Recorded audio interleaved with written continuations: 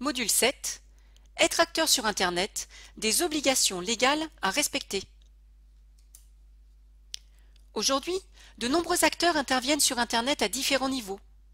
On peut citer les hébergeurs, les fournisseurs d'accès Internet, les éditeurs de sites, les commerçants en ligne, les moteurs de recherche et enfin les internautes. Tous sont tenus de respecter certaines obligations légales. Mais quelles sont-elles ? Nous avons évoqué précédemment les dérives possibles de l'interconnexion des fichiers contenant des données personnelles et pouvant porter atteinte à la vie privée et aux libertés individuelles.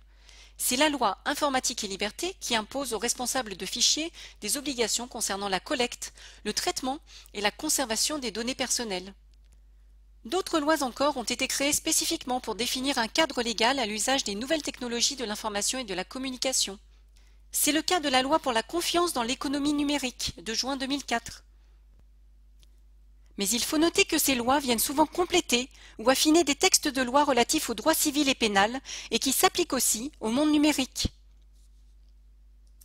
On peut citer le droit au respect de la vie privée qui est protégé en France par l'article 9 du Code civil depuis 1970.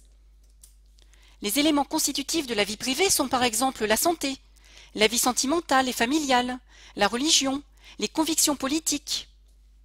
Toute personne dont la vie privée est exposée sur Internet par un tiers sans son consentement pourra demander le retrait immédiat du contenu diffusé et pourra obtenir réparation du préjudice subi. La facilité d'accès aux données personnelles d'autres internautes à travers leurs profils et leurs publications et la facilité qu'apportent les outils numériques pour diffuser ou rediffuser des contenus ne doit pas nous faire oublier qu'on peut porter atteinte à la vie privée d'une personne en diffusant ses écrits ou son image ou des enregistrements sonores de paroles prononcées par cette personne à titre privé. Le droit à l'image est donc un droit qui découle du droit au respect de la vie privée. La diffusion de l'image d'une personne reconnaissable ne peut se faire sans son autorisation, à l'exception d'un personnage public dans l'exercice de ses fonctions. Il est conseillé d'obtenir le consentement des personnes filmées ou photographiées par écrit pour éviter les problèmes. Un autre principe découle de la protection de la vie privée. Il s'agit du principe du secret de la correspondance privée qui s'applique également aux communications électroniques. Lorsqu'un message est exclusivement destiné à une ou plusieurs personnes déterminées et individualisées, il entre dans le cadre de la correspondance privée.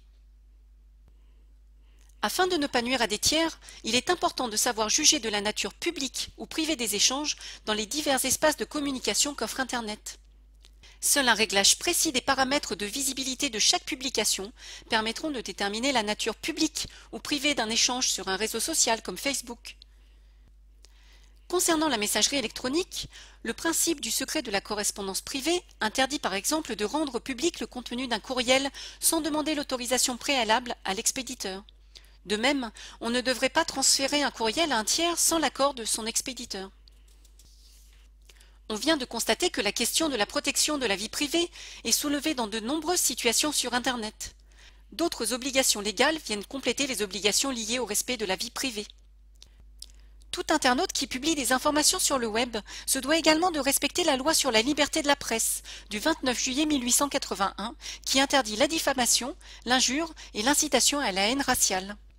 Cette loi est généralement mentionnée dans les conditions générales d'utilisation des services permettant la publication comme les réseaux sociaux, les blogs, les forums. Lorsque les internautes s'inscrivent à ces services, ils s'engagent à respecter ces conditions d'utilisation. Les éditeurs de sites qui mettent à disposition du public des pages sur Internet sont également soumis à des obligations légales et engagent leurs responsabilités. Un éditeur de site est responsable de tous les contenus figurant sur son site, que ce soit ses propres publications ou les commentaires des participants. Il a donc l'obligation de surveiller les contenus apparaissant sur son site de manière à supprimer tout propos injurieux, diffamatoire ou d'incitation à la haine raciale ou tout contenu portant atteinte à la vie privée. On peut noter qu'un internaute qui détient un blog est considéré comme éditeur. Il est donc responsable du contenu de son blog et en particulier des commentaires postés par les autres internautes. L'éditeur d'un site a également l'obligation de fournir dans les mentions légales des informations permettant de le contacter. Dans le cas d'un site professionnel, il devra préciser ses coordonnées. S'il s'agit d'un site non professionnel, il devra au moins préciser celle de l'hébergeur s'il souhaite rester anonyme. Qu'en est-il des responsabilités des autres acteurs d'Internet ? La loi sur la confiance dans l'économie numérique du 21 juin 2004 définit les responsabilités spécifiques des hébergeurs, des fournisseurs d'accès Internet et des commerçants en ligne. Les hébergeurs dont le service est de stocker les informations déposées par les utilisateurs du service ne sont pas responsables des contenus hébergés et n'ont pas l'obligation de surveiller les contenus présents sur leur site. Par contre, ils ont l'obligation de retirer toute donnée illicite à partir du moment où ils en sont informés. Ils doivent également mettre en place un dispositif facilement accessible et lisible permettant à toute personne de porter à leur connaissance des contenus illicites. Les fournisseurs d'accès Internet ne sont pas non plus responsables des contenus illicites présents sur Internet. Ils ont cependant un certain nombre d'obligations, dont celle de conserver les données permettant l'identification de quiconque a contribué à la création d'un contenu sur les services dont ils sont prestataires, afin de pouvoir les communiquer aux autorités judiciaires. Après ce panorama des responsabilités de chacun des acteurs sur Internet et des lois en vigueur, nous allons maintenant présenter le déroulement des séquences suivantes. Notons que nous n'avons pas abordé les réglementations liées à l'utilisation des ressources numériques, qui seront traitées dans le prochain module. Nous commencerons par approfondir la question des obligations imposées par la loi informatique et liberté aux responsables de fichiers. Ensuite, nous verrons comment un internaute peut faire valoir ses droits sur ses données personnelles. Dans la troisième séquence, nous reviendrons sur le principe du secret de la correspondance privée et sur l'importance de différencier les échanges publics et les échanges privés dans les différents espaces de communication utilisés. Pour finir, nous aborderons les règles de bon usage du numérique à travers les chartes d'utilisation des services. Ces chartes définissent le règlement intérieur de chaque organisation que les usagers se doivent de respecter.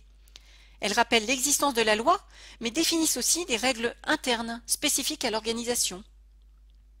Nous rappellerons également les règles de bonne conduite et de politesse à appliquer lors de l'utilisation des outils de communication sur Internet et qu'on appelle la netiquette. Nous terminerons sur la question de l'accessibilité numérique qui garantit que les contenus numériques soient accessibles à tous. Mais avant de passer à la pratique, nous vous invitons à répondre aux QCM proposés.